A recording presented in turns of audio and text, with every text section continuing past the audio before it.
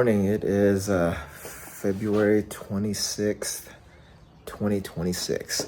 Anyways, it's Thursday. We're going to Kennedy Meadows to check out a spot that's camped up right up against a creek. We're supposed to meet a few buddies there Friday. They're gonna be there Friday through Sunday, and Ahmed and I were gonna be there Thursday through Saturday. So anyways, a little bit of a late start. It's around 8:15 now. Wanted to get out at 8. We'll probably head out about 8:30 to 9 o'clock. But anyways, hope you enjoy the video.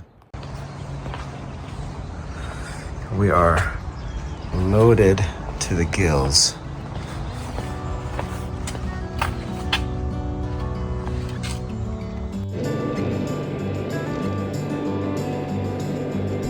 Leaving the hustle and bustle of OC behind for the open road. First stop, fuel up at the Pilot where the 15 meets the infamous Highway 395. Then it's over to the legendary Outpost Cafe for a quick bite before we hit the high desert.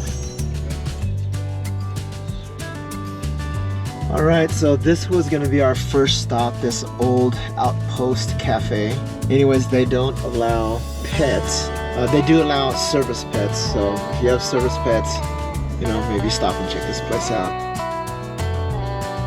We found out later they actually do have a pet-friendly area outside. Now, we never hit the 395 without stopping here for a proper home-style breakfast. They say it's not about the destination, but it's about the journey. So whenever time permits, I like to explore those hidden gems along the route, which brings us to our next stop, Kramer Junction Antiques. So this is on the 395. This is an antique place. I pass it all the time, but I've actually never stopped. I really like all of these old signs, so I'm just gonna go in and just take a look, check it out, while my wife sleeps in the Jeep. Long before this was the four corners of Highway 395 and 58, it was an 1880s railroad siding named after a local settler, Moritz Kramer. Today it's a time capsule for the American road trip. If you're into Petrolina, this is the mothership. They've got over 8,000 vintage metal signs, massive porcelain relics, and neon pieces baked by the Mojave sun. Check out these iron giants, classic 1930s gas pumps with the original gas globes still intact. And you can't miss the yard of antique cars, from rusted out old fuel trucks to vintage cruisers. It's a graveyard of chrome and steel that tells the story of the desert's golden age. It's the ultimate pit stop for any gearhead passing through the high desert.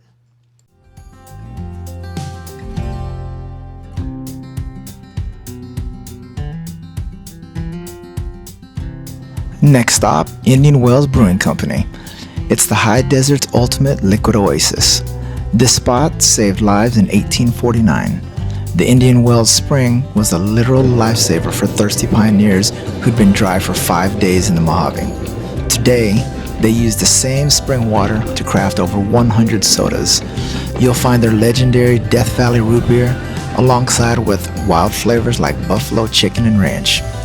This place is also a powerhouse brewery, from their smooth lobotomy bock to their refreshing orange agave blonde. They've been brewing long before this was a trend. This is definitely a must-stop if you're in the area.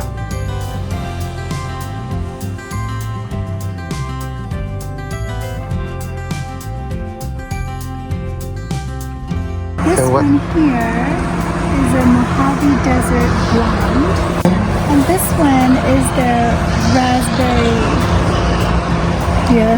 Fruity stuff. Really good. No, it tastes really good. You taste the fruit, but it's not sweet at all. All right. Well, cheers. Cheers.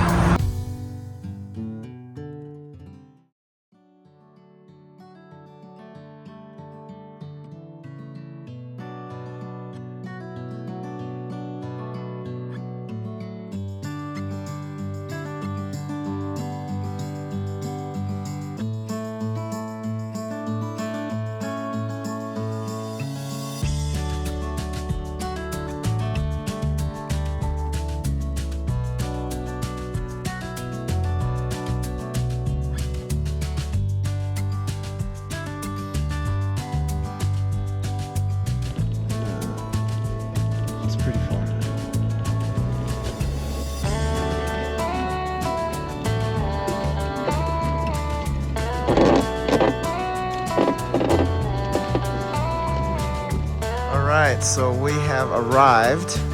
It looks like this is the spot. There's some snow around us. It's not muddy, but it's not dry. You can see the river running down here. Sounds really nice.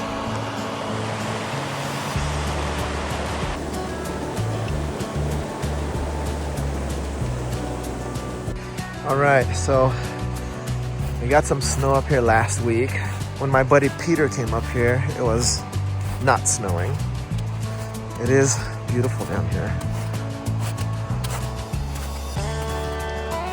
Look at this river is running.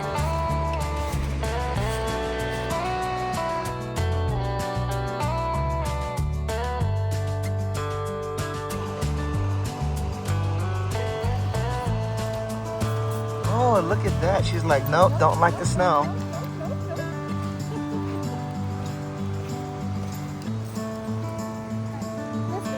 After scouting the perfect spot, we got camp dialed in. We spent the rest of the evening winding down with a few drinks, a great meal, and the quiet crackle of a campfire under the stars.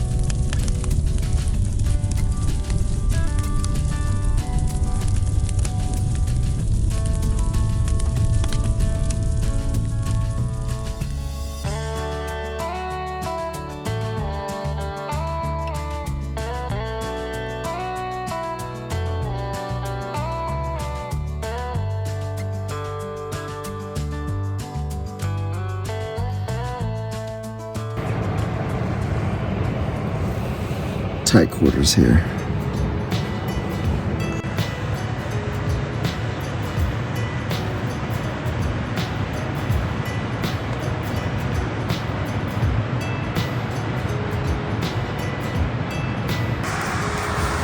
You can hear the river rushing in the background.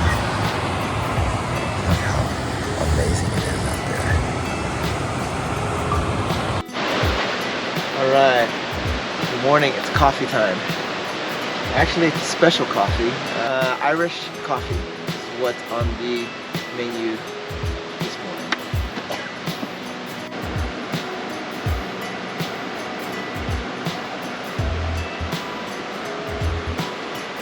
When making Irish coffee, heavy whipped cream, I've got like a little metal rattler inside there. When I shake it up, it makes cream, maple syrup, and Jameson.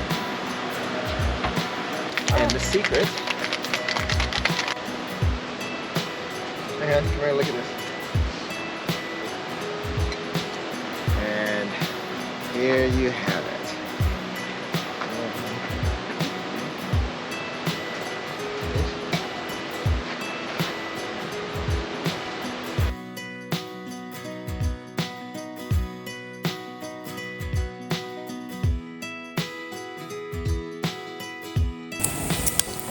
This is the starters. This is the appetizer. The queen is going to be making the rest of the food. Veggie omelets. Babe, did you bring any cheese? Yum.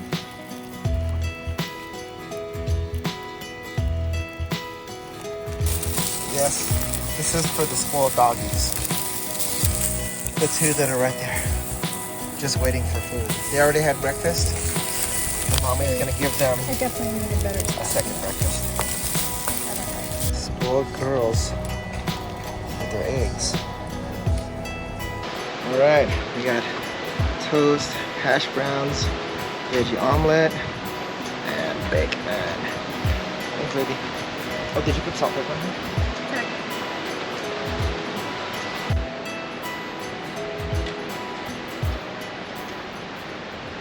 Right, Peter just rolled in. Here goes Dan. A quick toast to welcome the rest of the group to camp.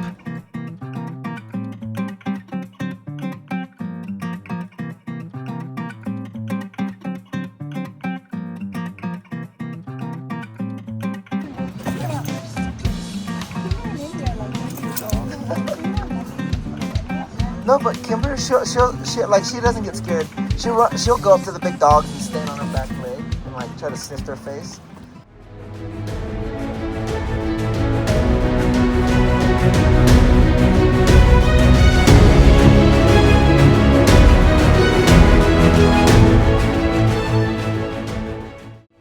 Kennedy Meadows sits at an average elevation of 6,200 feet. It's geographically famous as the point where the rolling Mojave Desert floor abruptly ends and the high altitude granite peaks of the Sierra Nevadas begin. To the Pacific Crest trail hikers, Kennedy Meadows is one of the most emotional milestones on the 2,650-mile journey. It marks the end of the 700-mile desert stretch. Where hikers reach the general store here, they've officially entered the High Sierras.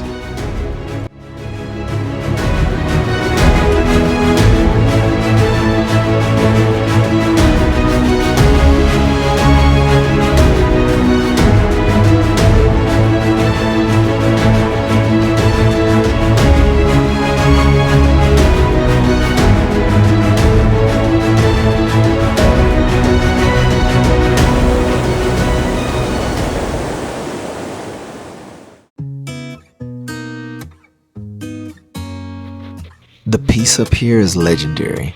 Just crisp mountain air, a slow afternoon of relaxation, and the kind of quiet you can only find in the high country.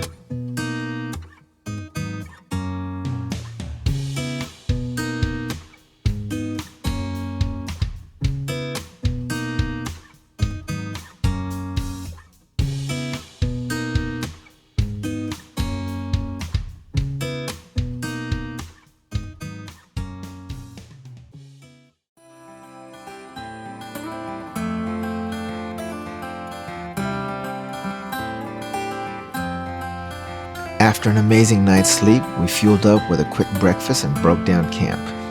With the gear secured and the dogs settled into their spots, we pulled out of the meadows to begin the long trek home.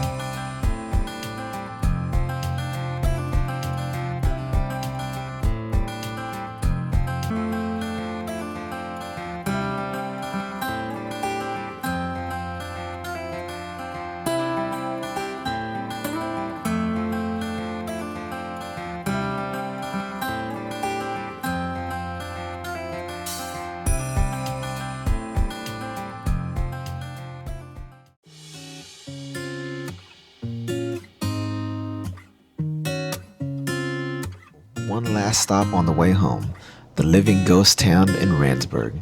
Initially we planned to grab a bite to eat, but it seemed everyone had the same thing in mind. The place was packed and the wait was long, so we decided to just grab food on the road and get home.